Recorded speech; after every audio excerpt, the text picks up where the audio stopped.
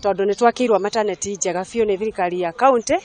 na tutingigegia tukurehe twana tutari atumeni athuri ni ndirahoya muno athuri aria mekuo na anake aria mekuo anake manyihanyihie njohi nigetha magitutume kundu guku tuhote kuongerera twana na tukenetio muno ni maternity iyo. Undu ungi wa keri twikite maundu maingi thini wa thibitari ino kwina dialysis machine heko hongela kwa governor witu tondu ni tugwika maundu manene ona kinya CT scan machine ikurehwo maundu mothe magukora megukugutie kindu tugucoka gukorwo tugithi gwetherera nja na muno haria ndirenda ku insist ni hau hatwana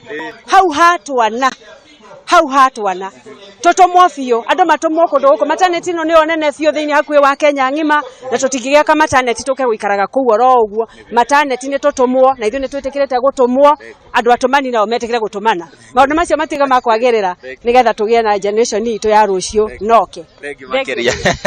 Njoroge ni wagikigwa ndeto yo njega makeria no wikare ntukwari nawe ndagika yengi Njoroge ni wagikigwa ndeto yo makeria waigua ati atumwo nimetikira gutumwo orani ndaiya gutumwo mugima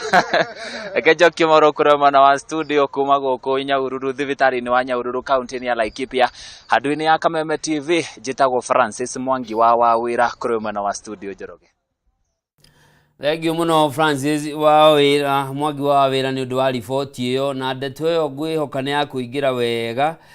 ni njui ha gutumana nduri kau gikirire kio. Tugicenjia ni ati minister wa kigina Professor Njuguna Ndung'u ari mbere ya kamiti ya bunge gie budget gutaririria mendekithia ma budget ya mwaka ukite wa kigina. Kamiti ino iria itongoragio ni mubunge wa Kiharu Ndindi Nyoro ni tanyitwo kwandika riboti yayo thutha-ini niguo kumitemania bunge-ini muthenya wa gatatu kiumia giki. Mwandiki witu Bataru wa Mwangi ari giikaro-ini giki na ndiramenyithio ni guthikiriria maria marahanika reke tuthie mwekwe mweginyagia giikaro-ini kia bunge. By gradually raising the central bank rate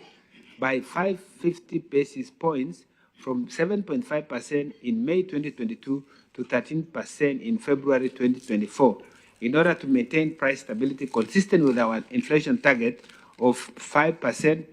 plus or minus 2.5%. This monetary policy action was complemented by government interventions aimed at lowering the cost of production, easing of global food prices, and favorable weather conditions that increased food supply. As a result, overall inflation rate declined to 6.3% in February 2024 from a peak of 9.6% in October 2022. The Kenya shilling exchange rate has strengthened against major international currencies in February 2024. By end February 2024, the Kenya shilling strengthened by